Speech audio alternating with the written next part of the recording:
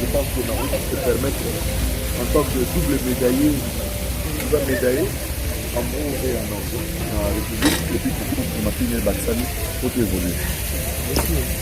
Bon, tu vas en France, la rame à Kaboulet, je sais que là-bas, ça, l'exemple, la laïcité, pardon.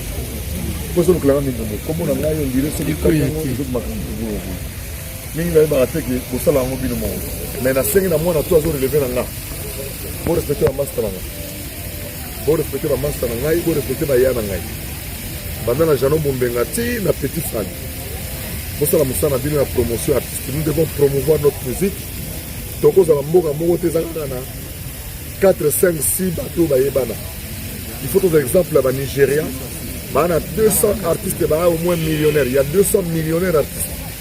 Ghana a au moins 125 ou 126 musiciens millionnaires. Nous, on doit tout faire. Ils ont des grands joueurs qui sont millionnaires. Donc, des producteurs d'émissions qui font de plusieurs vues. Nous sommes un pays de 100 millions d'habitants.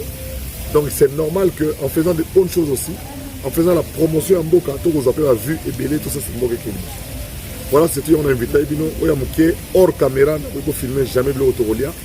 Parce que la minute où on va quand même libre par moniter.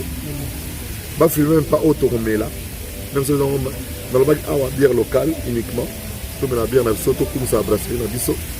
On a la massacre de Samboka, Tolia, et puis, quand on a un bokoko, moi, Zolo wa mwenye utumumu sasa. Zolo wa mwenye njora tanjora.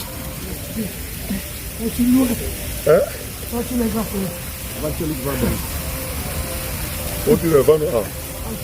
Vano. Donc njora o petanga tongo. Yena manike nzira mongo. Manike muta preo, manike muta tete. Njora preo, njora pre. Njora pre. Njora telefone na sai. Njora pre. Njora wa ida. Njora.